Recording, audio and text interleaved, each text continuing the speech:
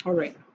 So we're starting up with the chapter with the content of the latent heat. ठीक है, हमने last class के अंदर discussion शुरू की थी लेटेंट हीट के ऊपर, और बात इस तरह से शुरू हुई थी कि भाई what happens during state change process. ऐसा क्या होता है कि स्टेट चेंज के दौरान आपका टेम्परेचर चेंज नहीं हो रहा होता। सही। तो हम यहाँ पे उन दो केसेस को थोड़ा सा हाईलाइट करने की कोशिश करेंगे। What is happening during the state change process in such a way कि हम अपने सब्सटेंस का टेम्परेचर जो है वो चेंज नहीं कर पा रहे।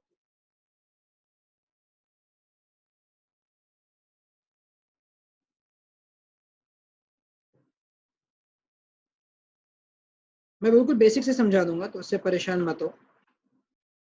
ये अंदाजा है कि चीज़ें कल की क्लास में क्लियर नहीं हुई थी, तो बिल्कुल स्क्रैच से उठा। तो हमने जो अपनी बिल्कुल बेसिक इस चैप्टर के ऊपर बात शुरू की थी, तो हमने बात शुरू की थी थर्मल प्रॉपर्टीज ऑफ मैटर के ऊपर कि भाई हमारे पास दो तरीके की हीट्स होती है। एक वो हीट जो सब्सटेंस का टेम्परेचर चेंज करती है, और एक वो हीट जो सब्सटेंस का टेम्परेचर चेंज नहीं कर पा रही। कौन सी हीट सब्सटेंस का टेम्परेचर चेंज करती है? वो हीट जो आप उस वक्त प्रोवाइड कर रहे होते हैं जब सब्सटेंस अपना स्टेट ना चेंज कर रहा हो, मतलब आप सिर्फ चीज को गर्म करने का काम कर रहे हो। उस दौरान एब्जॉर्ब करने वाली हीट की वजह से सब्सटेंस का टेम्परेचर राइज कर रहा होता है। जैसे पानी को बॉईल करने से पहले आप स्टोव पे रखते हैं और आप स्टोव ऑन कर देते हैं, तो उसका टेम्परेचर जो है वो आहिस्ता आहिस्ता राइज करता रहता है। और इस हीट को आप सेंसिबल हीट बोल रहे होते हैं। भाई you are able to sense that heat ना, आपका थर्मोमीटर आपको बता रहा है कि भाई आप हीट दे रहे हैं, वो हीट सब्सटेंस में जा रही है, उसका टेम्परेचर बढ़ रहा है। इट्स ऑल गुड, मतलब you are in a comfortable zone कि ठीक है भाई मेरी हीट उस सब्सटेंस को मिल रही है, आपको पता चल रहा है, थर्मोमीटर सेंस कर पा रहा है उस हीट। लेकिन जब स्टेट चेंज का प्रोसेस शुरू होता था, तो हमने ये बात देखी थी कि स्टेट चेंज के प्रोसेस के दौरान जो टेम्परेचर है वो उसमें चेंज नहीं आता, वो फिक्स्ड हो जाता है अपनी जगह पे। जैसे पानी है, वो पानी जब बॉयल होता है तो वो 100 डिग्री सेंटीग्रेड पे आके बॉयल होता है, और जब तक सारा पानी बॉयल नहीं हो जाता उस वक्त तक उस सब्सटेंस के टेम्परेचर में भी फर्क नहीं पड़ रहा होता, वो 100 डिग्री पे फिक्स्ड रहता है। इसी तरह अगर आइस की मेल्टिंग की बात की जाती है, वो भी 0 डिग्री सेंटीग्रेड पे मेल्ट होती है, तो जब तक सारी आइस मेल्ट नहीं हो जाती उसका टेम्परेचर 0 डिग्री के ऊपर फिक्स्ड रह रहा हो। तो हमारा सवाल यहाँ पे ये रेज हुआ था कि भाई ऐसा क्या मामला है कि इन स्टेट चेंज के प्रोसेसेस के दौरान सब्सटेंस का टेम्परेचर चेंज नहीं हो रहा, उसका टेम्परेचर फिक्स्ड क्यों है उस पोजीशन के ऊपर। सही। तो अब यहाँ पे हम इस चीज को देखेंगे कि भाई ये इस हीट का जो मामला है वो कहाँ से रिलेटेड है, किस तरह से रिलेटेड।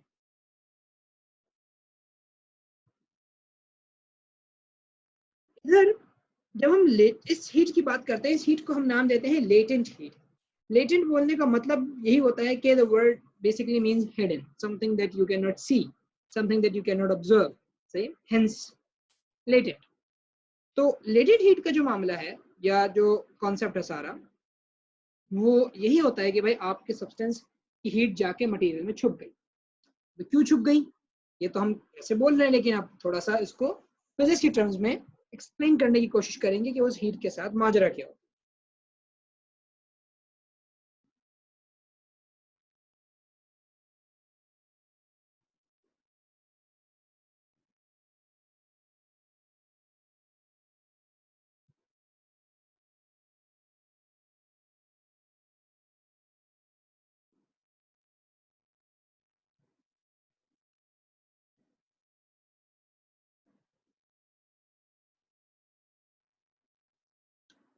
तो यहाँ पे स्टेटमेंट हमारी शुरू होती है कि when the substance is heated before the state of melting या बॉइलिंग, मतलब बॉइलिंग या मेल्टिंग से पहले की अगर हम बात करें, स्टेट चेंज नहीं हो रहा, अभी सिर्फ चीज को हम हीट कर रहे हैं। The energy supplied is converted to the kinetic energy of the molecules. अब जितनी एनर्जी देते हैं वो मॉलिक्यूल्स की काइनेटिक एनर्जी बनती है। और इस बात को हमने यहाँ समझाया भी था कि अगर हमारे पास एक कंटेनर है, 25 डिग्री सेंटीग्रेड उसका टेम्परेचर है, उसमें कुछ लिक्विड मौजूद है, तो मॉलिक्यूल्स की कुछ ना कुछ स्पीड होगी। जब आप उसे हीट करना शुरू करेंगे तो नतीजा ये होगा कि मॉलिक्यूल्स की स्पीड बढ़ जाएगी, जिसकी वजह से हम ये कहेंगे कि उसके मॉलिक्यूल्स की जो काइनेटिक एनर्जी है वो बढ़ गई। क्योंकि काइनेटिक जो वर्ड है, kinetic word basically means movement, motion. Kinetic का मतलब मूवमेंट होता है या मोशन होता है। तो काइनेटिक एनर्जी बढ़ने से मुराद ये है कि आपके मॉलिक्यूल्स की जो स्पीड है मूवमेंट की वो बढ़ गई। ये सारा मामला हो रहा था स्टेट चेंज होने से पहले पहले। आप अभी सिर्फ सब्सटेंस को हीट कर रहे हो, उसका टेम्परेचर जो है वो बढ़ता चला जा रहा है और स्टेट चेंज नहीं हो रहा, मतलब कोई सॉलिड टू लिक्विड या लिक्विड टू गैस कन्वर्जन नहीं।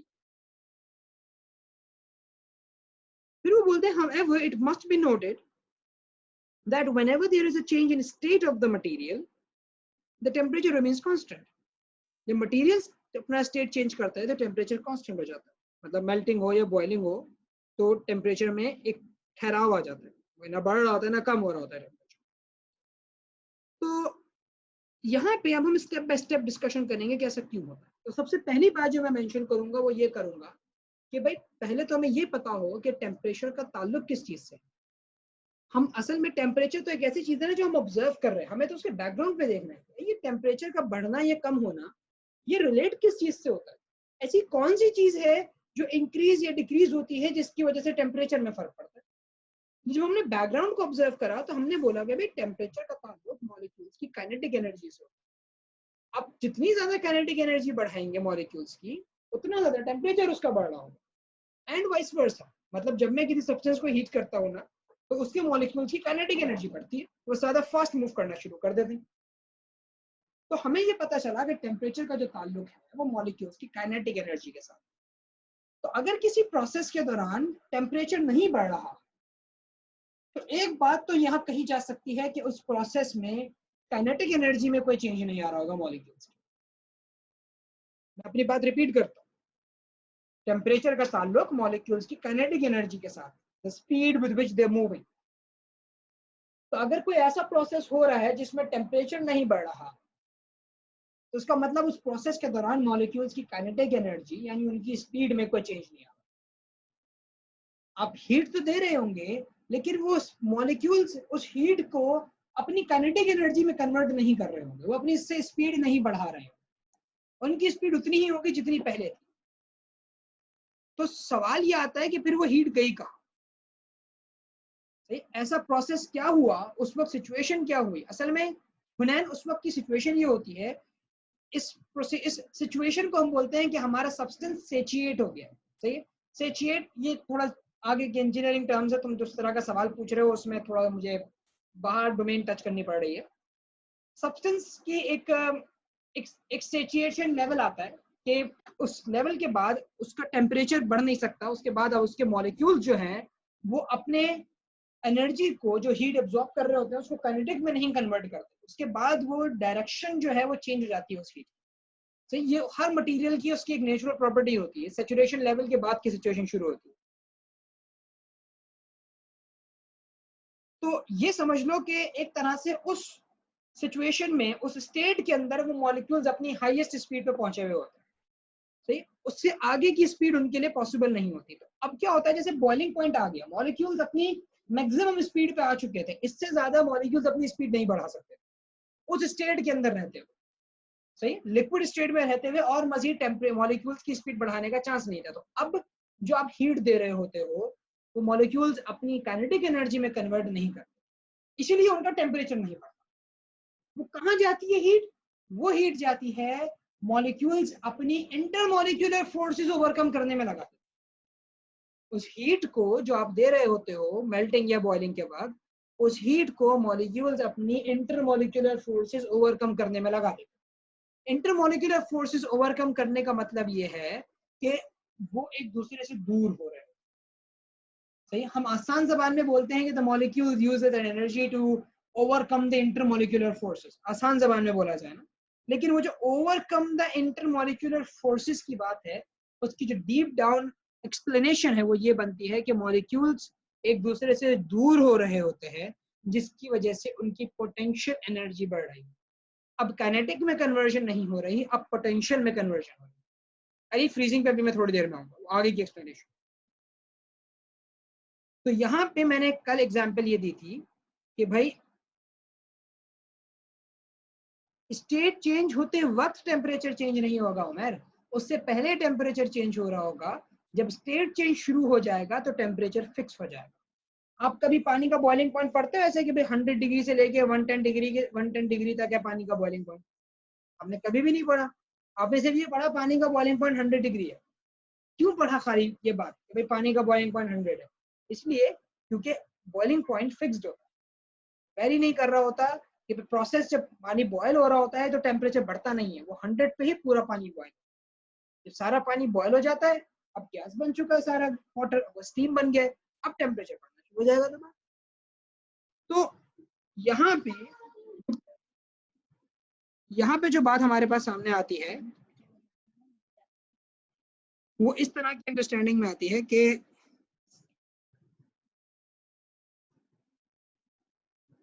मैं लिख देता हूँ कि the heat supplied is used to overcome the intermolecular forces.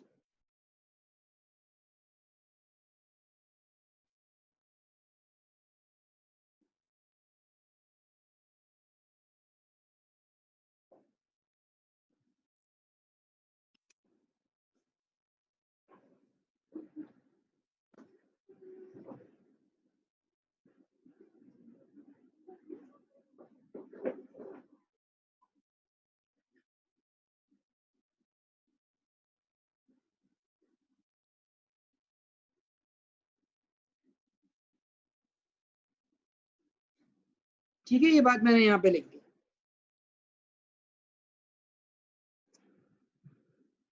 बिल्कुल अरीब, ये कह सकते हो आप कि पोटेंशियल एनर्जी स्टेट चेंज से रिलेटेड होती है, काइनेटिक एनर्जी टेम्परेचर के चेंज से। तो यहाँ पे हमारे सामने ये एक्सप्लेनेशन आ गई कि भाई जब आपके पास सब्सटेंस अपना स्टेट चेंज करता है तो जो आप हीट दे रहे होते हो, the heat is actually used to like overcome the intermolecular forces. Overcoming intermolecular forces basically means the molecules are now moving away from one another. See? They are overcoming intermolecular forces of one another. अब इनका एक दूसरे से जो फासला है, जो gap है, जो डिस्टेंस है, वो बढ़ता चला जाता है। कहने का मकसद यहाँ पे ये है। और जब वो इनका एक दूसरे से फासला बढ़ता है, एक दूसरे से गैप बढ़ता है, उस प्रोसेस के दौरान लाजमी सी बात है कि आपके पास जो टेम्परेचर है वो कांस्टेंट रहता है और पोटेंशियल एनर्जी जो है वो बढ़ती चली जाती है।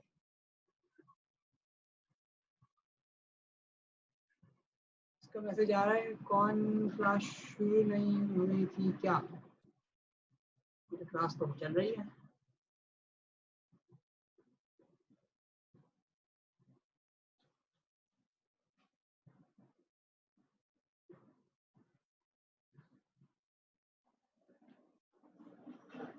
इंटरमॉलिक्यूलर फोर्सेस को कल मैंने थोड़ा एक्सप्लेन करने की कोशिश की थी कि भाई इंटरमॉलिक्यूलर फोर्सेस जो है वो एक तरह से स्प्रिंग की तरह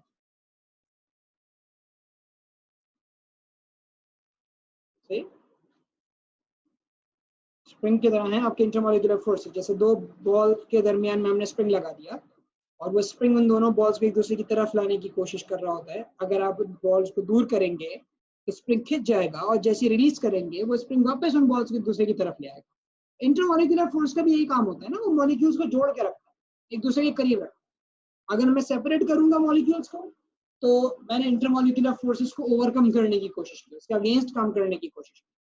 मैं जैसे ही अपनी दी हुई हीट वापस निकालूंगा, मेरी इंटरमॉलिक्यूल्स की इंटरमॉलिक्यूलर फोर्सेस उसको वापस एक दूसरे की तरफ ले आएंगे। तभी तो गैस ठंडी होने पे वापस लिक्विड बन जाती है। गैस कूल डाउन होने पे वापस लिक्विड क्यों बनती है? वो इसीलिए तो वापस लिक्विड में कन्वर्ट होती है कि भाई इसके बाद जो सब्सटेंस का वो है एनर्जी है, जब आप उसमें से निकाल देंगे, उसमें से एक्सट्रैक्ट आउट कर लेंगे, तो इंटरमॉलिक्यूलर फोर्सेस वापस मॉलिक्यूल्स के एक दूसरे की तरफ ले आएंगे। अगर ये इंटरमॉलिक्यूलर फोर्सेस ना होती तो फिर आप एक दफा अगर मॉलिक्यूल को सेपरेट कर दें, लिक्विड को गैस बना दें, तो फिर वापसी आने का कोई चांस नहीं होता, क्योंकि मॉलिक्यूल्स को वापस करीब लाने की कोई चीज ही एग्जिस्ट नहीं कर रही थी। सभी है, इसका जवाब मैं थोड़ी देर बाद दूंगा बेटा।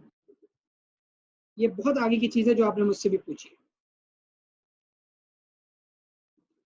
तो यहाँ पे हमने इस चीज की एक्सप्लेनेशन दी थी कि भाई हमारे पास increasing the potential energy of the molecules, सही है, बेसिकली यहाँ पे आपके पास जो एनर्जी सप्लाई आप कर रहे होते हो during the state change process, heat supplied is basically used to increase the potential energy of the molecule. Yani it is used for doing work against the intermolecular forces. Kinetic energy stays constant.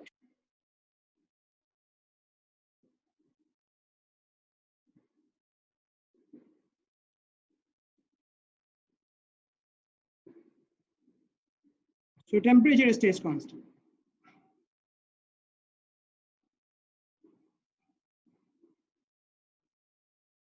Hence,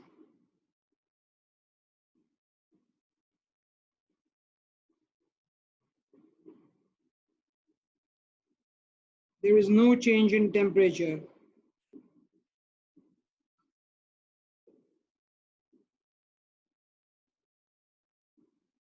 of a substance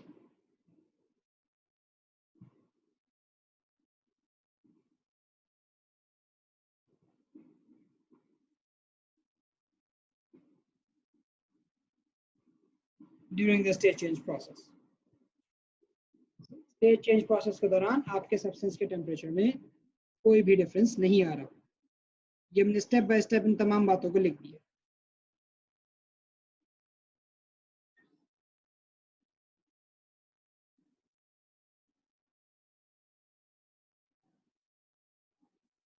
नहीं यार, देखो मैंने जो spring वाले example दिए ना, वो literal वो नहीं है, मतलब लिटरली उनके दरमियान में स्प्रिंग्स नहीं होते। सही, मैंने तो एक अंडरस्टैंडिंग के लिहाज से दी कि भाई जब आप उन दो स्फीयर्स को एक दूसरे से सेपरेट कर रहे थे तो वो स्प्रिंग की मिसाल ऐसी थी कि भाई वो उनको वापस लाने की कोशिश कर रहा था।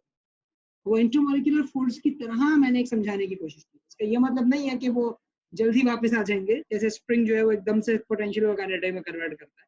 इसमें वो इतना लिटरल मतलब मत लेना उस चीज का। वो एक अंडरस्टैंडिंग डेवलप करने के लिए है कि भाई जैसे दो स्पेस के दरमियान में स्प्रिंग एक फोर्स बनी हुई थी, इसी तरह दो मॉलिक्यूल्स के दरमियान में भी इंटरमॉलिक्यूलर फोर्स एक फोर्स की तरह काम कर रही है, जो कि उन मॉलिक्यूल्स को एक दूसरे से जोड़ के रखने की कोशिश करती है। अगर आप उन मॉलिक्यूल्स को एक दूसरे से सेपरेट करेंगे तो इंटरमॉलिक्यूलर फोर्स उनको वापस लाने की कोशिश करती रहती है। लेकिन लाजमी बात है, हीट करने की वजह से मॉलिक्यूल्स का अपना एनर्जी कंटेंट बहुत ज्यादा बढ़ जाता है, तो वो इंटरमॉलिक्यूलर फोर्स को ओवरकम करके एक दूसरे से अलग हो जाते हैं।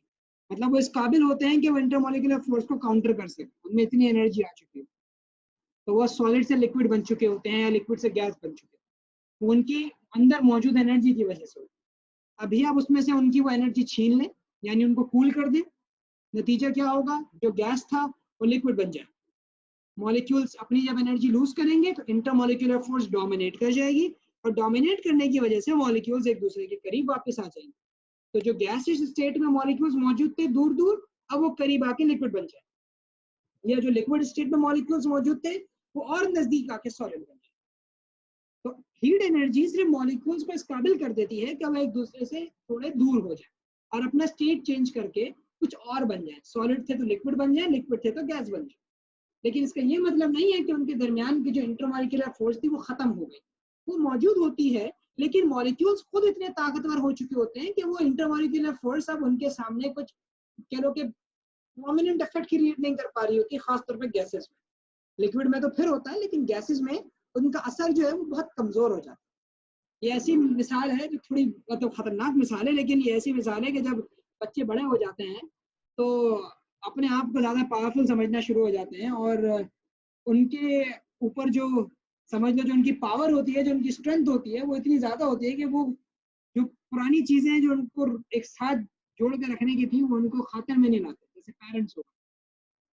और ये चीजें हम देखते हैं कि बहुत सारे मामलात में एवरीडे लाइफ के अंदर हमें इस तरह की एग्जांपल्स नजर आती रहती हैं कि जब आपके पास स्ट्रेंथ आ जाती है, आपके पास पावर आ जाती है, आपके पास पैसा आ जाता है, तो आप अपने आप को बहुत ज़्यादा प्रोमिनेंट और एफिशिएंट और पावरफुल समझने लगते हैं। खासतौर पर जो आपकी टीनेज होती है, यू स्टार्ट फ्रॉम लाइक 15-16 की एज से लेके 30 तक की जो एज होती है, इसमें ऐसा होता है कि इंसान अच्छा बड़ा बंदा यू टर्न मार जाता है, क्योंकि this is the age when you have the maximum power in you. आप अपने स्ट्रेंथ को बढ़ा रहे होते, तो it's like you are the molecules and you been given heat, and you're spreading out away, and your parents and your family members, some people which were sufficient or which were prominent when you were small, are now insignificant. वो आपको एक साथ रखने के उसमें काम अक्सर नहीं कर पा रहे होते, क्योंकि आप ज्यादा पावरफुल हो रहे होते। लेकिन जब आपके अंदर से वो सारी एनर्जी वापस बाहर निकाली जाती है, तो at that time you realise कि नहीं यार, they are still the dominating factor. हमारे पास थोड़ी ताकत ज्यादा आई हुई थी, इस वजह से हम आसमान में उड़ गए।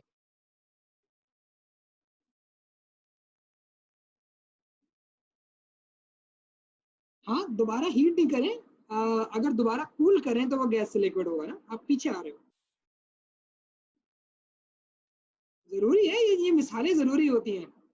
ये मिसालें इसलिए जरूरी होती हैं क्योंकि जिस एज से आप लोग अभी गुजर रहे हैं, ये एज सबसे खतरनाक एज होती है। जिस एज से आप लोग अभी गुजर रहे हैं, ये एज सबसे ज्यादा खतरनाक एज होती है. I've been everybody like जितने भी टीचर्स आपके हैं, even I have passed this age and I'm still passing through this. Say that at this age you feel like you are the whole soul and you have the maximum power in you and you can like conquer the world. To a certain extent, it's good. Say matlab it's necessary that you have the confidence in you and you feel the power like thriving inside you like an erupting volcano. कि भाई मौका मिलना चाहिए और दुनिया फतह कर लेंगे हम. लेकिन sometimes this power gets on your head and in your heart as well, as someone said. And after that, you are unable to control your own self. You don't realize where you're heading, and you end up sometimes in different positions. How many of you have watched the movie Boyhood? इसने movie देखी है Boyhood?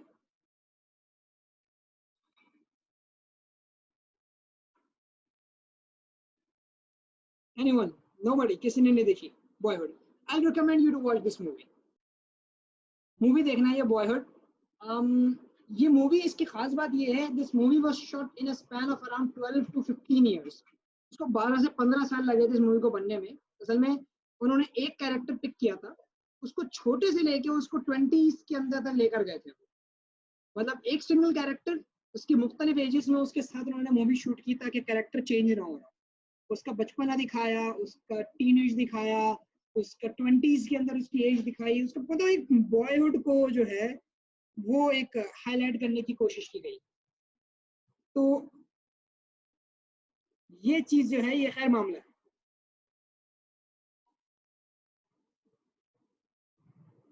I would recommend you to watch that movie. बहुत अच्छी movie है. उसमें दिखाया है कि how he changes himself from one person to another. Netflix पे नहीं है, ये नॉर्मल मूवी है, या अपने आराम से सर्वर वगैरह से या इंटरनेट से आराम से डाउनलोड कर सकते हो. It's not a Netflix series, simple series भी नहीं बल्कि इट्स सिंपल मूवी. वैसे 2 घंटे की होगी शायद, थोड़ी लंबी. बड़ी जबरदस्त मूवी लगी. The name is boyhood.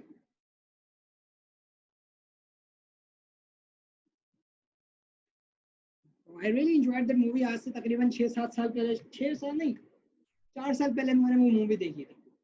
बहुत अच्छी लगी थी मुझे कि हाँ ठीक है यार, उस बंदे की सारा लाइफ का जो है वो दिखाया है, किस तरह वो अपने टीनेजर्स में आके ड्रग्स के अंदर इन्वॉल्व हो जाता है और तमाम चीज़ें उसकी चेंज होती हैं. पर I'm not gonna ruin it for you guys.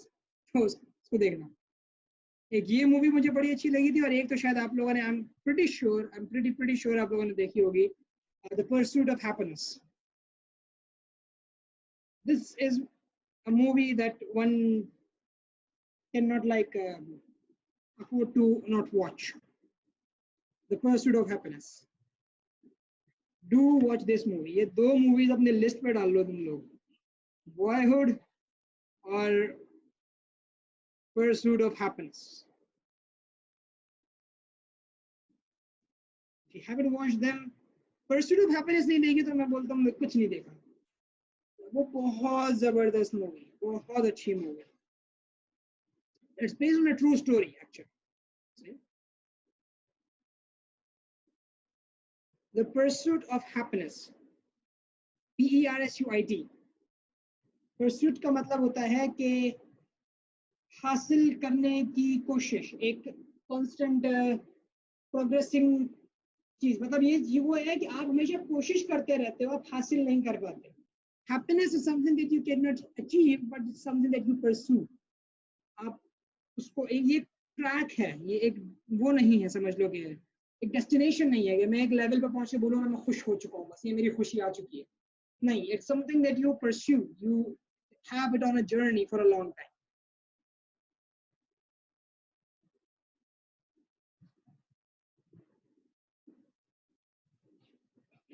हाँ, ये विल स्मिथ वाली. Okay, it's you. तो आगे बढ़ते हैं अब जरा. Too much discussion on that. तो अब यहाँ पे हमने ये चीज डिस्कस कर ली थी कि भाई क्यों स्टेट चेंज के वक्त टेम्परेचर चेंज नहीं हो रहा होता. We are clear on that. Hamdan बेटा, अब से जितनी क्लासेस हो रही है ना वो सब रिकॉर्ड हो रही हैं और गूगल ड्राइव के लिंक में मौजूद है. आप ग्रुप के डिस्क्रिप्शन पे जाओ, वहाँ पे गूगल ड्राइव का लिंक मौजूद है. उस पर लेक्चर मिल जाएगा। इट्स नेसेसरी, करते रहेंगे। नाउ हम रिवर्स की बात करते हैं कि भाई as soon as the state change process ends temperature again begins to rise. Obviously बात है, लिक्विड गैस बन गई, स्टेट चेंज खत्म हो गया, टेम्परेचर फिर दोबारा बढ़ना शुरू हो जाएगा। This explanation is valid for freezing and solidification as well as condensation. अच्छा, ये फ्रीजिंग और सॉलिडिफिकेशन ना फिजिक्स में एक ही चीज है, केमिस्ट्री में अलग अलग होता है। मैं अभी बता रहा हूँ, केमिस्ट्री में सॉलिडिफिकेशन गैस टू सॉलिड आने को बोलते हैं भाई। केमिस्ट्री फिजिक्स के अंदर सॉलिडिफिकेशन अगर के लिखा हुआ है तो वो फ्रीजिंग ही है। सही है, ये चीज बड़ी कंफ्यूजन थी मुझे अपने ओ लेवल्स के टाइम पे, बड़ा मसला हुआ था, आई स्टिल रिमेंबर दैट। लेकिन फिजिक्स के अंदर freezing and solidification is the same thing. Condensation तो खैर आप जानते हैं, गैस टू लिक्विड की वापसी होगी। सही, where there is no drop in temperature although heat is being extracted. आप वो सबसे से हीट तो निकाल रहे होते हो, लेकिन टेम्परेचर जो है वो आपके पास चेंज नहीं हो रहा।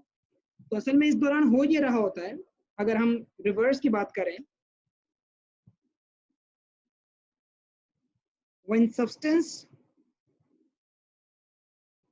changes its state back, यानी गैस टू लिक्विड आ रहा है मामला, या लिक्विड टू सॉलिड आ रहा है मामला,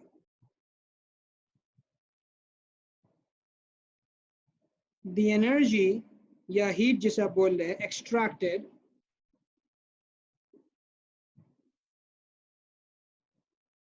does not decrease kinetic energy, वो मॉलिक्यूल्स की काइनेटिक एनर्जी कम नहीं करती कि उसका टेम्परेचर ड्रॉप होता है, काइनेटिक एनर्जी में कोई चेंज नहीं आता, but reduces potential energy of molecules as they come close to one another.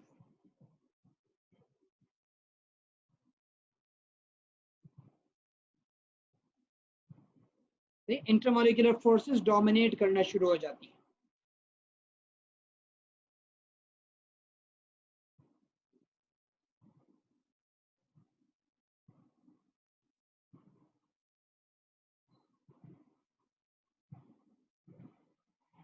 Intermolecular forces now begin to dominate. Substance जो है वो स्टेट चेंज वापस अपने पिछले स्टेट पे जब जा रहा है, ये तब की बात है। अब हम जरा इन लेटेंट हीट्स के स्पेसिफिक टाइप पे बात करते हैं। अभी हमने ये देख लिया कि भाई टेम्परेचर क्यों चेंज नहीं होता स्टेट चेंज के दौरान। सही, अब हम मेल्टिंग और बॉइलिंग के जो स्टेट चेंजेस हैं उनके ऊपर थोड़ा सा डिस्कशन करें। तो सबसे पहली हमारे पास डेफिनेशन आती है latent heat of fusion. Fusion का जो मतलब है, fusion basically means a reverse stage from liquid to solid. सही, मतलब फ्रीजिंग से रिलेटेड जो है ये वर्ड फ्यूजन ड्राफ्टेड है। ये न्यूक्लियर एनर्जी वाला फ्यूजन नहीं है। अक्सर बच्चे कंफ्यूज होते हैं जब हम न्यूक्लियर एनर्जी पढ़ाएंगे आपको, ये वाला फ्यूजन नहीं है। ये फ्यूजन ऐसा है कि molecules are coming close to one another, वो फ्यूज हो रहे हैं, एक दूसरे के नजदीक आ रहे हैं। सही, तो फ्यूजन जो है it's basically related to freezing या मेल्टिंग, दोनों बातों को कह सकते हैं। क्योंकि लाजमी सी बात है कि भाई हीट सप्लाई करोगे तो मेल्ट हो जाएगा, हीट निकालोगे तो फ्रीज हो जाएगा। तो जो फ्यूजन का मामला है वो इस कह लो कि मेल्टिंग और फ्रीजिंग से related, it's a reverse state कह सकते हो। Yes, Hiba, these workbooks are available in the coaching, आप जाके कलेक्ट कर सकते हैं। तो यहाँ पे लेटेंट हीट ऑफ फ्यूजन का जब आप डिफाइन करते हैं, आप इसकी एक्सप्लेनेशन ये देते हैं कि भाई it is the amount of heat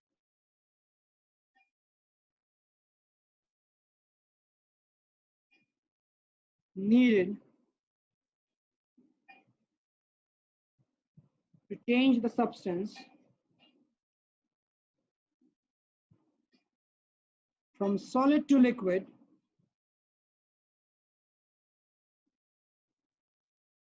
see the amount of heat needed to change the substance from solid to liquid। अक्सर बच्चे यहाँ पे लाके अपनी डेफिनेशन एंड कर देते हैं, ये इनकम्प्लीट डेफिनेशन है। बात दुरुस्त हो रही है कि एक सब्सटेंस को सॉलिड से लिक्विड में कन्वर्ट करने के लिए जितनी एनर्जी की जरूरत है वो लेटेंट हीट ऑफ फ्यूजन, लेकिन ये इनकम्प्लीट इसलिए है क्योंकि आपको यहाँ पे ये बताना जरूरी होता है कि ये सॉलिड टू लिक्विड कब तो या तो ये लिखो एट मेल्टिंग पॉइंट,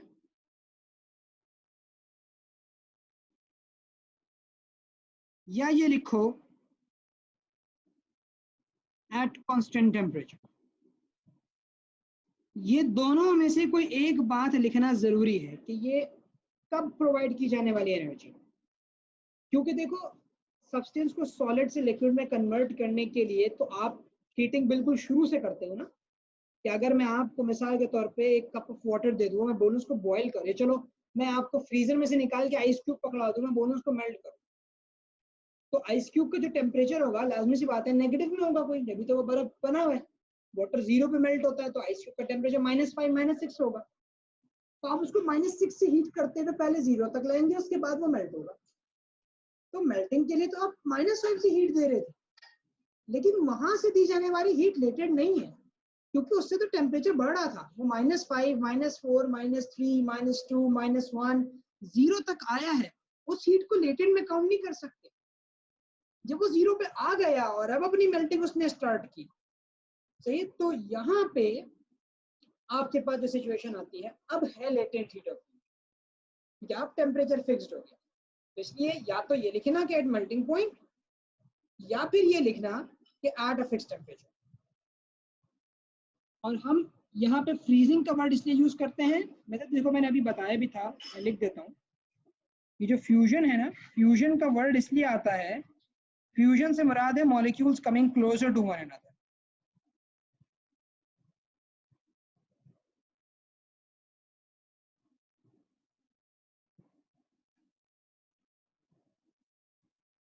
फ्यूजन से मतलब होता है जो मॉलिक्यूल्स हैं वो एक दूसरे की तरफ आ रहे हैं, molecules are coming closer to one another, from liquid to solid state.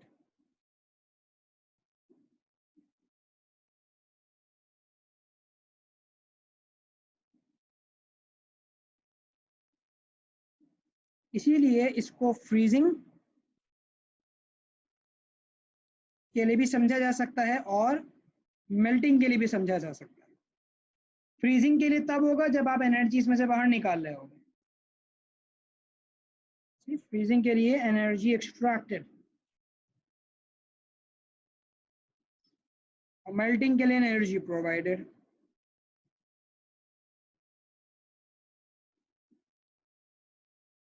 ये आपके पास यहाँ पे सिचुएशन चल रही होती है, तो इसको मेल्टिंग के लिए भी समझा जा सकता है, इसको फ्रीजिंग के लिए भी समझा जा सकता है।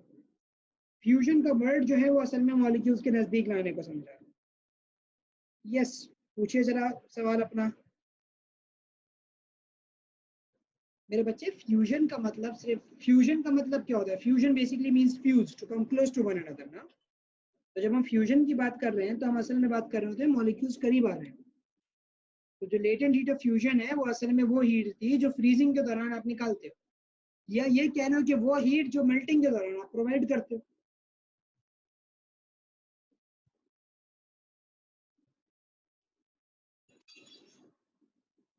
मेल्टिंग के लिए एमन इसलिए पॉसिबल है क्योंकि जितनी एनर्जी आपको देनी पड़ती है एक सब्सटेंस को लिक्विड से सॉलिड, सॉलिड से लिक्विड ले जाने के लिए, उतनी ही एनर्जी आपको निकालनी भी पड़ती है उसको वापस लाने के लिए। दोनों एनर्जी सेम होती है। मतलब मैं अगर ये बात कहूँ कि अगर मुझे एक आइस क्यूब को जो 0 डिग्री पे है उसको मेल्ट करके वाटर बनाना है जो कि 0 डिग्री पे है, 0 डिग्री पे आइस को मुझे मेल्ट करके वाटर बनाना था,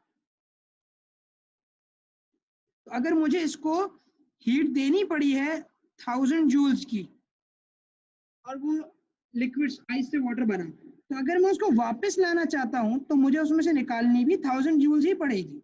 ये दोनों बराबर होते हैं, इसीलिए भले मैं इसको मेल्टिंग की एनर्जी बोलूं या फ्रीजिंग की एनर्जी बोलूं, बात सेम बनती है।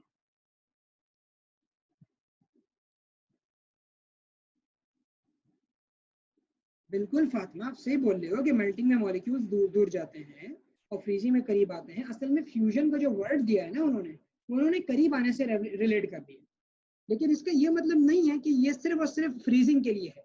फ्रीजिंग और मेल्टिंग की एनर्जी सेम होती है, बस फर्क ये होता है कि एक केस में एनर्जी प्रोवाइड कर रहे होते हो और एक केस में एनर्जी निकाल रहे होते हो, नाम उसका सेम पड़ गया। वो अलग नाम देने का फायदा थोड़ी था उसको, चीज तो वही है ना। मैं आपसे पूछूं भाई मेल्ट करने के लिए कितनी एनर्जी चाहिए, आप बोलेंगे सर 1000। बोलो फ्रीज करने के लिए कितनी एनर्जी निकालनी पड़ेगी, आप बोलेंगे सर 1000। तो फिर एक ही नाम दे दो ना, इसको एक टर्म बोल दो खाली। इस वजह से उन्होंने एक टर्म बोल दिया, उन्होंने फ्यूजन से रिलेट कर दिया उसको कि भाई फ्रीजिंग से रिलेट कर दो खाली, क्योंकि अगला जो है उसको बॉइलिंग से रिलेट किया, एक को रिवर्स के लिए कर दिया तो एक को फॉरवर्ड के लिए कर दिया उन्होंने। अगली जो डेफिनेशन मैं पढ़ाऊंगा।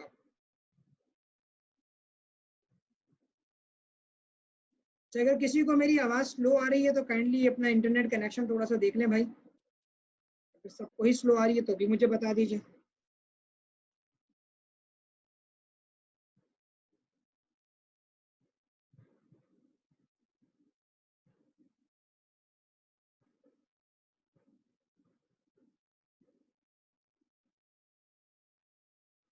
ठीक है, ओके। सो सर लिक्विड से गैस बनाने में जो हीट कंज्यूम होगी वो नहीं नहीं नहीं नहीं नहीं सुफियान, अभी उस पर हम नहीं जा रहे, अभी वो अगला वाला पार्ट है, उसको हम कुछ और नाम देते हैं। अभी हम मेल्टिंग की बात कर रहे हैं, मेल्टिंग और फ्रीजिंग के ऊपर डिस्कशन हो। क्लास के बाद आप मुझे व्हाट्सएप कर देना, मैं आपको सारी डिटेल्स बता दूँ। तो लेटेंट हीट ऑफ फ्यूजन जो है,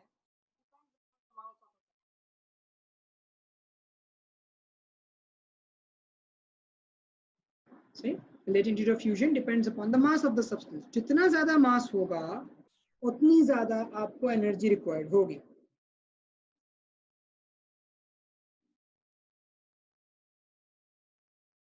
नहीं Fatima, it's not energy required at any time of state change, it's the total energy required for state change.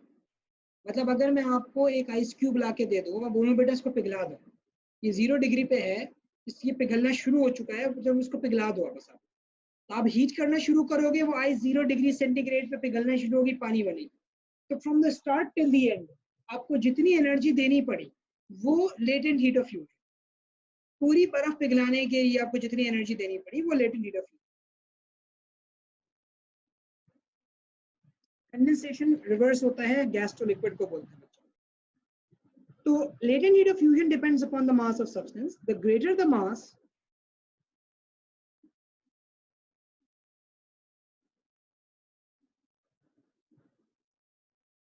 the larger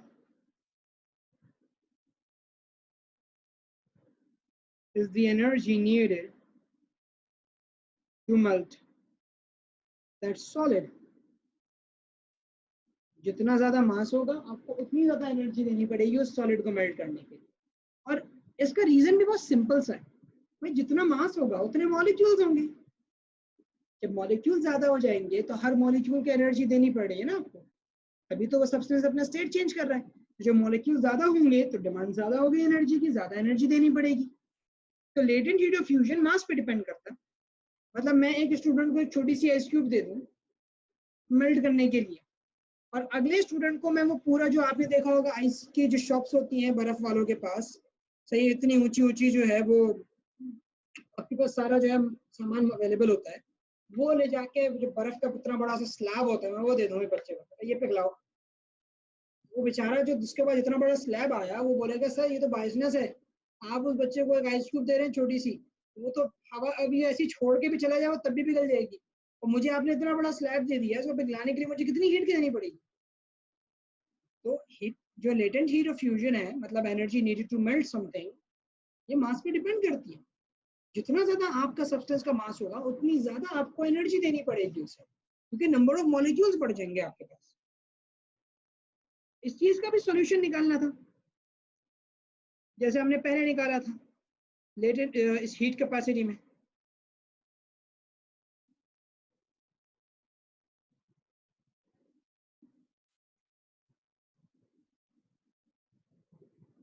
तो हमने क्या किया, हमने बोला चलो एक काम करते हैं, लेटेंट हीट ऑफ फ्यूजन मास पे डिपेंड कर रही है, तो एक ऐसी क्वांटिटी निकालते हैं जो मास से इंडिपेंडेंट, जिसका ताल्लुक मास पे ना हो। हमदान इसमें क्या समझ नहीं आया पूछ लेना मुझसे। तो हम गए specific latent heat of fusion, जैसे हम स्पेसिफिक हीट कैपेसिटी पे आए थे, बिल्कुल उसी तरह specific latent heat of fusion. इसमें भी हमने वही काम किया जो हीट कैपेसिटी के साथ किया था, हमने मास स्पेसिफाई कर दिया, हमने मास को स्पेसिफाई कर दिया है। तो यहाँ पे जो कॉन्सेप्ट आएगा डेफिनेशन का थोड़ा सा मॉडिफाई होगा बस। एक मिनट स्लाइड ऊपर कर दूं मैं, कहाँ पे पहला वाला पोर्शन,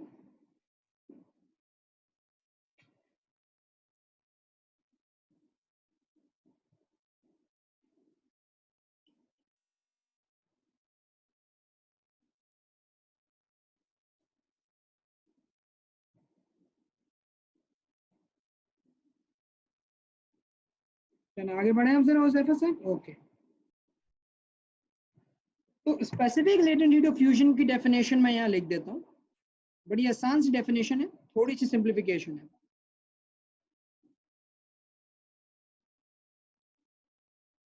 फातिमा 95% करेक्ट है, सिर्फ 5% गड़बड़ है।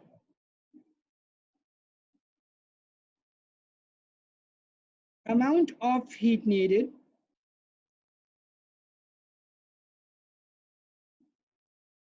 to change unit mass of solid to liquid at melting point, या आप ये बोल दो at constant temperature।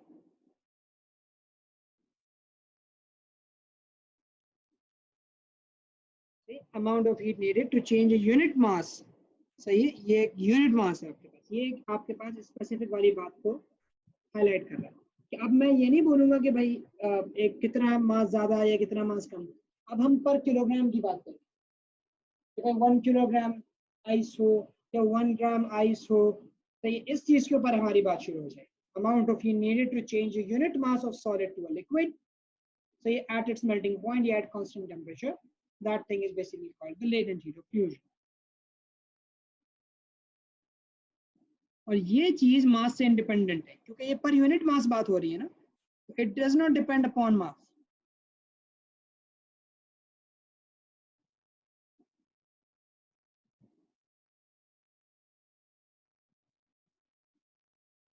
आप अगर किसी बंदे को अमाउंट ऑफ एनर्जी दें, आप आइस क्यूब का ब्लॉक पकड़ा दें और उसे बोले कि भाई एनर्जी रिक्वायरमेंट आपको बात करनी है,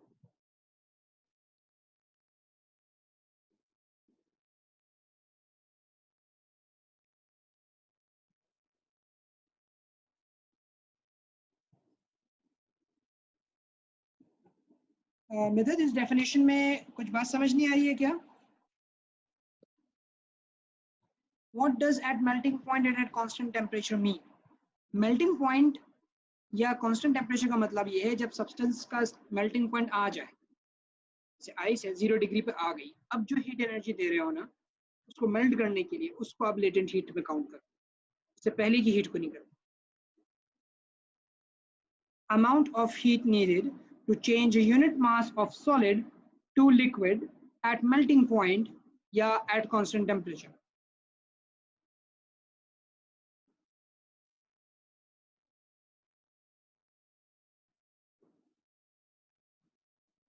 इसने लिखा, मैंने 2 लिखा है। Amount of heat needed to change a unit mass of solid to liquid।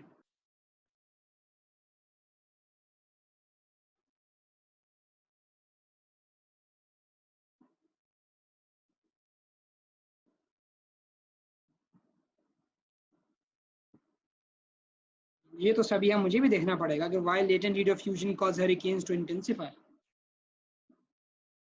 Maybe something is related to humidity effects I suppose, उसको देखना पड़ेगा, बता दूंगा इसको सर्च करके। यूनिट मास से क्या मतलब है? यूनिट मास का मतलब होता है 1 किलोग्राम या 1 ग्राम, यूनिट का मतलब होता है 1। अब जब आप यूनिट मास की बात करते हो तो आप 1 किलोग्राम की या 1 ग्राम की बात करते हो।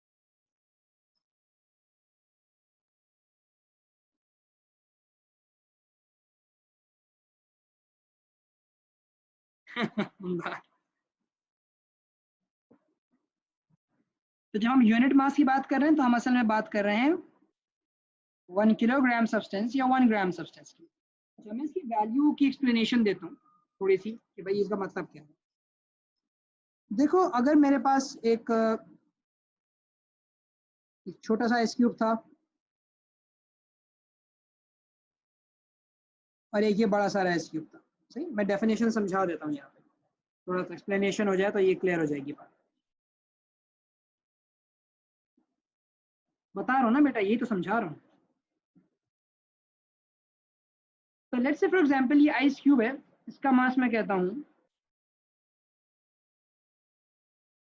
20 ग्राम, ठीक है। इसको मैंने एनर्जी दी थी मेल्ट करने के लिए,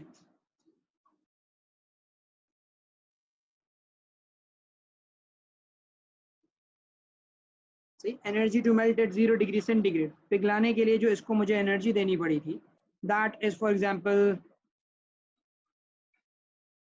1000 जूल्स, 1000 जूल्स की एनर्जी दी। तो पर केजी या पर ग्राम अगर मैं पूछूं कि पर ग्राम क्या रिक्वायरमेंट है इसकी, पर ग्राम इसकी क्या रिक्वायरमेंट है, तो पर ग्राम की रिक्वायरमेंट निकालने के लिए मैं क्या करूंगा, 1000 जूल की एनर्जी दी है 20 ग्राम को कन्वर्ट करने के लिए ना, तो जो पर ग्राम रिक्वायरमेंट हो गई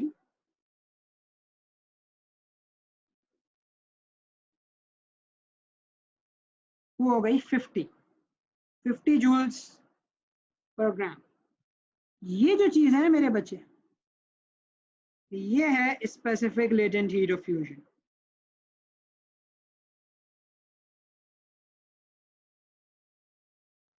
कि पर ग्राम आपको कितनी एनर्जी देने की जरूरत पड़ रही है कि आपका सब्सटेंस अपना स्टेट चेंज कर ले, सॉलिड से लिक्विड में कन्वर्ट हो जाए। इस चीज को आप latent specific latent heat of fusion बोलते हैं।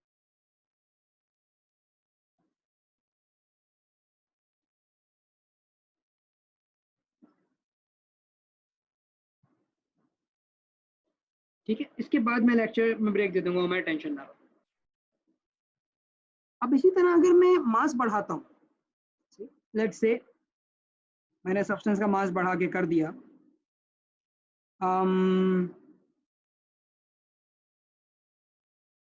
400 ग्राम, सही है। तो अगर मैंने सब्सटेंस का मास बढ़ा के 400 ग्राम्स कर दी, तो जो मेरी एनर्जी है, मैं अब कहूंगा भाई मुझे 20,000 जूल्स की एनर्जी की जरूरत पड़ रही है, सही है। मैं अब कहूंगा कि मुझे 20,000 जूल्स की एनर्जी की जरूरत पड़ रही है, क्योंकि लाजमी बात है आइस क्लॉक ज्यादा है, तो अब जो एनर्जी रिक्वायर्ड है मेल्ट करने के लिए 0 डिग्री पे वो ज्यादा हो गई। Energy to melt at 0 degree centigrade, सही। ये ज्यादा क्यों है, क्योंकि मास ज्यादा था आपके पास यहाँ पे, it's a large amount of energy, क्योंकि you have a large amount of mass. more energy needed as there is more mass.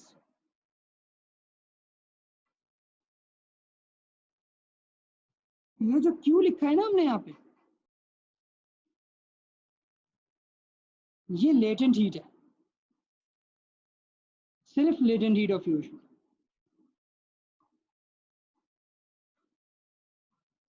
जिसके मास पे डिपेंडेंसी है, जो Q हमारे पास है, ये लेटेंट हीट ऑफ फ्यूजन, जो मास पे डिपेंड कर रहा है कि भाई जितना ज्यादा आपका मास होगा आपको उतनी ज्यादा एनर्जी देनी पड़ेगी उसको पिघलाने के लिए।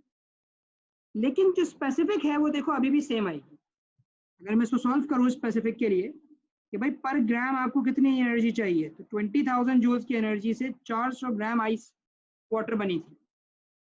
अगर हम उसको सिंप्लीफाई करें 200 अपॉन 4, 4 5 20, आंसर वही 50 है। तो हमारे पास specific latent heat of fusion वही आई।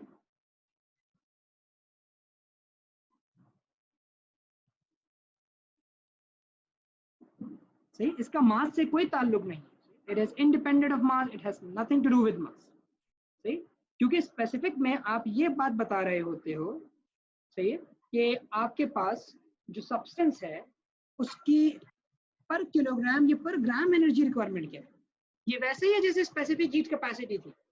हमने स्पेसिफिक हीट कैपेसिटी पढ़ी थी ना, उसमें मैंने क्या बोला था कि भाई पर डिग्री सेंटीग्रेड और पर किलोग्राम टेम्परेचर बढ़ाने की रिक्वायरमेंट क्या, कि मैं अगर 1 किलोग्राम सब्सटेंस का टेम्परेचर 1 डिग्री बढ़ाना चाहूँ तो मेरी क्या जरूरत, क्या मेरी रिक्वायरमेंट, वो स्पेसिफिक हीट ने पर किलोग्राम पे एक ब्रैकेट आ गया था हमारा कि भाई ये पर किलोग्राम की बात। इसी तरह यहाँ पे भी हम जो बात करेंगे वो पर किलोग्राम करेंगे, इससे हमारा सब्सटेंस मटेरियल प्रॉपर्टी बन जाए, हमारी डिपेंडेंसी मटेरियल पे होती है। अब हम थोड़ा सा मास ले लें या हम ज्यादा मास ले लें, पर किलोग्राम रिक्वायरमेंट हमारे पास उतनी ही रहेगी, पर किलोग्राम रिक्वायरमेंट में हमें कोई चेंज नहीं होगा। इसीलिए हम कहते हैं कि स्पेसिफिक हीट कैपेसिटी या specific latent heat of fusion या specific latent heat of vaporisation, जो भी स्पेसिफिक वाली चीजें हैं उन तमाम में हमारी जो एनर्जी रिक्वायरमेंट्स होती हैं वो मास पे डिपेंड नहीं करती, क्योंकि हम बात ही पर केजी करते हैं। जैसे मैंने राइस की एग्जांपल दी थी कि भाई 1 किलोग्राम चावल कितना महंगा है, 100 रुपए का 1 किलोग्राम है। आप 10 किलो लो, 20 किलो लो, 1 मन लो, 2 मन लो, जो भी डिपेंड करता है, मल्टीप्लाई कर लेना। जब इसके क्वेश्चंस मैं करवाऊंगा अभी, हर विधि से समझा रहा हूँ मैं, यहाँ आगे इसके हैं क्वेश्चंस।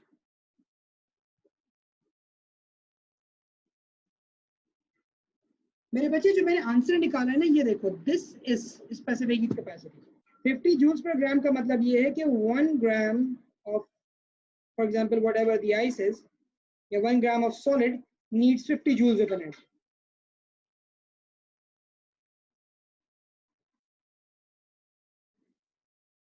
मैं 2 मिनट में एक ब्रेक दे रहा हूँ, सब्र कर लो, मुझे बात मुकम्मल करने दो, रह गया बस।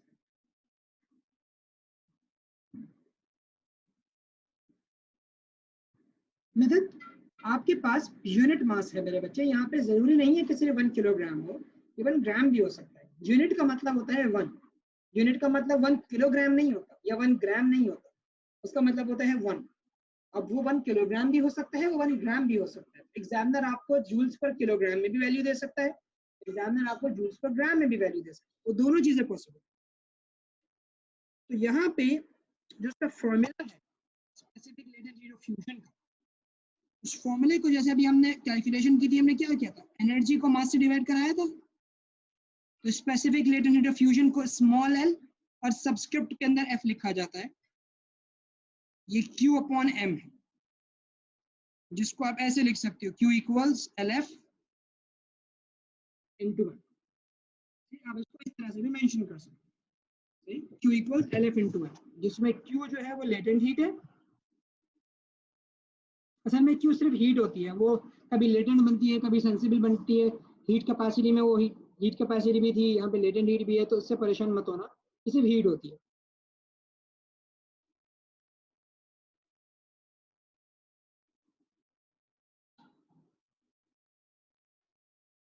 हाँ, इमेजिन इस एग्जांपल में 1 ग्राम LF आपके पास स्पेसिफिक है,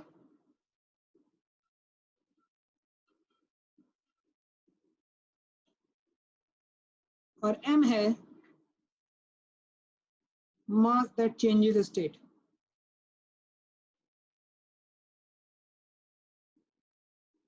बड़ी अहम चीज है ये।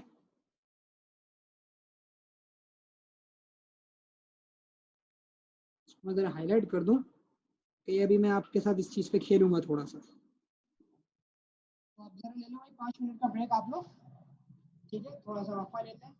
अभी 3:33 हो रहे हैं, तो 3:40 के ऊपर हम दोबारा इसको रिज्यूम कर लेंगे। बाकी अगर किसी को मुझसे कुछ पूछना है, कोई सवाल है, तो मैं यहाँ पे बैठा हूँ, मुझसे पूछ सकता है, कोई डिस्कशन करनी हो डिस्कशन कर सकते। बाकियों को भी इजाजत है भाई, 3:40 तक आप आ जाइएगा।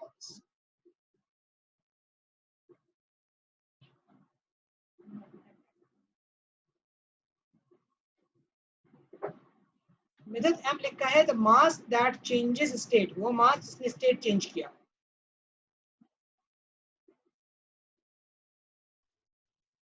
Alright, so we will do a question of the latent heat of fusion. मैं एक छोटा सा सवाल यहाँ पे लिखता हूँ, सही है, एक एग्जांपल क्वेश्चन है हमारा ये। एग्जांपल ये है कि भाई I have an ice cube, सही है, and the examiner has given me the mass of this ice cube as 200 grams. See, this is ice. Its temperature is 0 degree centigrade. What I have done, I have supplied this ice cube with heat.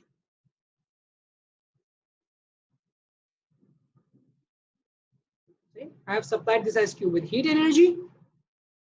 और heat देने की वजह से situation कुछ ऐसी आई है कि भाई we have some of the ice left and the rest is converted to water. We have some of the ice left and some of it is converted to water. So let's say हमारे पास जो remaining ice है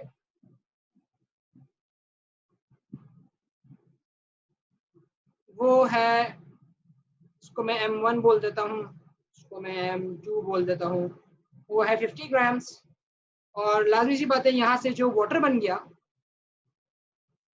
वो आप आराम से निकाल सकते हैं, 150 ग्राम्स होगा, क्योंकि 200 ग्राम्स की आइस थी, 50 ग्राम्स अभी भी आइस बाकी है, और लाजमी बात है तो फिर the remaining 150 grams would have been water.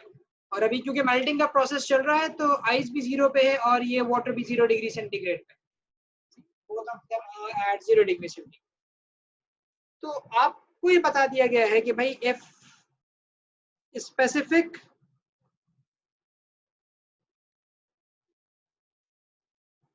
latent heat of fusion is equal to, for example, ये आइस के लिए 334 joules per gram, 334 joules per gram is specific latent heat of fusion of ice. Find the heat energy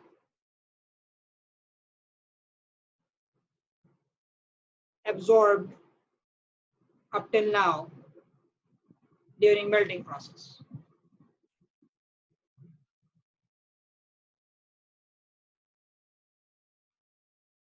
इस melting process के दौरान अब तक कितनी energy absorb हो चुकी है तो आपसे निकालने को बोला गया। सही, फॉर्मूला हमने पीछे देख लिया था कि अगर हमें एनर्जी चाहिए तो Q equals LF into M वाला मामला है, जिसमें Q लेटेंट हीट है। सही, Q जो है हमारे पास वो लेटेंट हीट है, LF हमारे पास स्पेसिफिक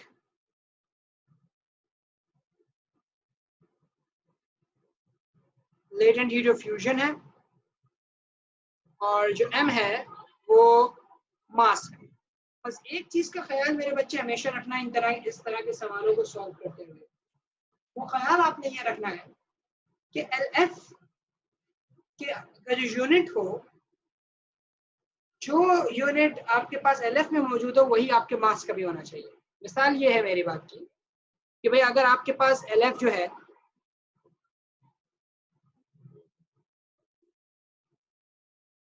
इसको मैं ऐसे कर देता हूँ, ये LF और ये मास, अगर आपके पास LF जूल्स पर ग्राम है तो आपका मास ग्राम में होना चाहिए। अगर LF जूल्स पर किलोग्राम में है तो आपका मास किलोग्राम्स में होना चाहिए। ये दोनों मैच करने चाहिए। अगर LF जूल्स पर ग्राम में हो तो मास को भी ग्राम में यूज करो, अगर LF जूल्स पर किलोग्राम में हो तो मास को भी किलोग्राम के अंदर यूज करो। अब यहाँ पे आपके पास क्वेश्चन आपके सामने है, मैं आपको टाइम देता हूँ कि भाई मुझे बताओ what do you guys think should be the answer, कितनी एनर्जी चाहिए। एक आंसर तो मेरे पास आ गया है,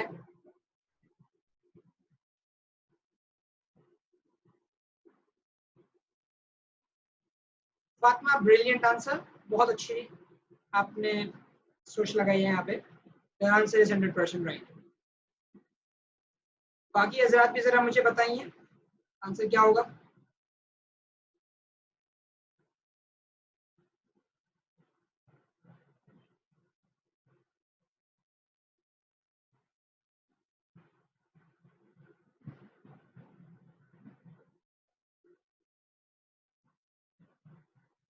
जी इक्वल्स थोड़ी होगा, मास निकालना है, क्यों निकालना है आपको,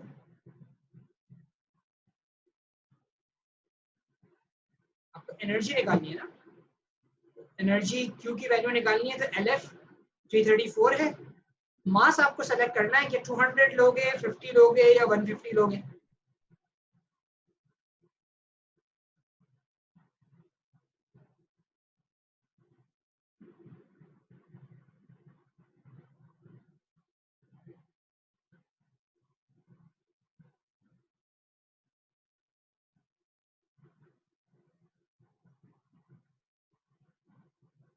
ठीक है, चलो तो यहाँ पे भाई हमारे पास जो हमें कंसीडर करना है, जो मास है वो हम 150 ग्राम कंसीडर करें।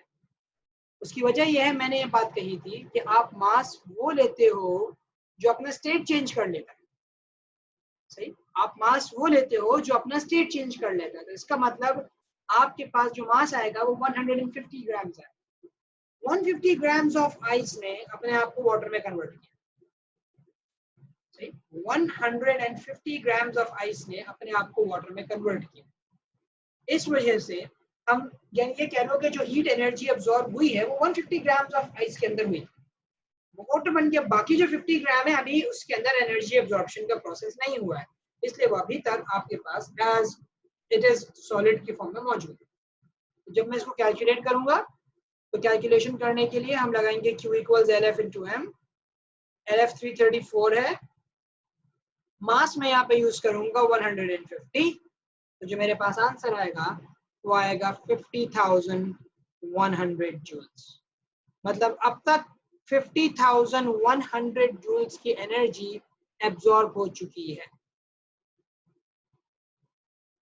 इसको मेल्ट करने के लिए। ठीक है, आई होप ये थोड़ा सा आपको क्लियर कर देगा। और उस वक्त आपका भी मेरे ख्याल से जो सवाल मेरे पास आया था जो है वो कैलकुलेशन के लिहाज से कि how much thermal energy must be remove from 5 kilogram of water at 0 to turn into ice, तो आप बिल्कुल इसी तरह सॉल्व कर सकते हो। सही है, बस इसको अगर जैसे अभी आप कन्वर्ट करना चाहो तो बस आपको मैंने जो specific latent heat of fusion की वैल्यू दे दी है वो जूल्स पर ग्राम में, आपने 5 किलोग्राम्स ऑफ वाटर बोला है तो आपको उसको ग्राम में कन्वर्ट करना पड़ेगा। ठीक है, जब आप इसको ग्राम में कन्वर्ट कर लेंगे 5000 कर लेंगे तो आप 334 को 5000 से मल्टीप्लाई कीजिएगा, उस वक्त आपको पता चल जाएगा कि कितनी एनर्जी आपको निकालने की जरूरत है कि आपका सब्सटेंस जो है वो वाटर से वापस आइस में कन्वर्ट हो। एक स्टूडेंट ने सवाल पूछा था मुझसे कि सर अगर 5 किलोग्राम वाटर हो उसे आइस बनाना हो 0 डिग्री सेंटीग्रेड पे तो कितनी एनर्जी निकाली जाए। तो उसके लिए मैंने आपको बताया था कि मैंने LF की वैल्यू दे दी है कि पर ग्राम आपको कितनी एनर्जी देनी पड़ती है, निकालनी पड़ती है। अगर 5 किलोग्राम वाटर था आप उसको ग्राम में कन्वर्ट कर लें और इस वैल्यू के ऊपर यूज कर लें, 334 multiply by 5000 LF into m, आपको पता चल जाएगा कितनी एनर्जी की आपको जरूरत है। हमदान देखो 150 मैंने इसलिए लिया क्योंकि ये जो मास हम यहाँ यूज करते हैं ना ये वो मास होता है जिसने अपना स्टेट चेंज करना हो। सही, ये वो मास होता है जिसने अपना स्टेट चेंज करना होता है।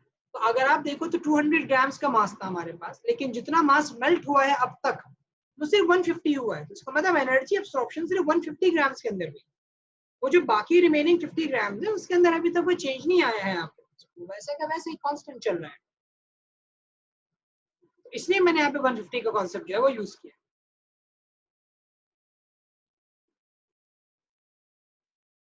ठीक है जनाब, यहाँ तक कोई कंफ्यूजन तो नहीं है?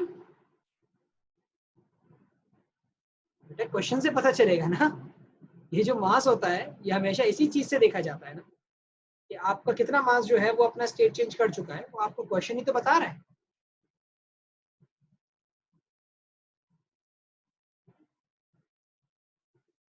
मिस्टर गुडी तुम टेंशन ना लो, तुम्हारे लिए एक ऐसी वर्कशीट आएगी तुम्हारे पास, अभी मैंने शुरू में बताया था ये चीजें मुकम्मल करवा दूं, उसके बाद अगले वीक भरपूर किस्म से मौलाना के सवाल आने हैं जो बकरीद के लिए तुम्हारा होमवर्क चला जाएगा।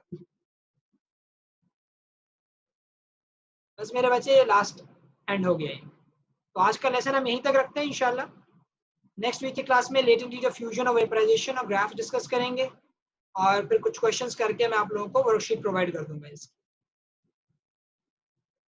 बस जिस दिन ईद का फर्स्ट सेकंड थर्ड डे जो है वो ऑफ है, इससे ज्यादा की खुशियां नहीं मनाने दूंगा मैं तुम लोगों को, पढ़ाई लिखाई भी जरूरी है। हाँ लाजमी बात है। बेटा रिकॉर्डिंग अभी थोड़ी देर में अपलोड कर देता हूँ क्लास को, ठीक है भाई। चल ख्याल रखिएगा आप लोग अपना, मिलते हैं नेक्स्ट वीक। अल्लाह हाफिज। ईद से पहले हॉलीडेज मिलेंगी, लेकिन वो ईद वाली ही हॉलीडेज होंगी समझ लो। और रिकॉर्डिंग अभी अपलोड हो जाएगी, और आइस डायग्राम भी मैं, आइस डायग्राम तो अभी आगे डिस्कस होगी ना, अभी थोड़ी होगी, वो हीटिंग कूलिंग कर्व्स होते हैं, आइस डायग्राम नहीं होता।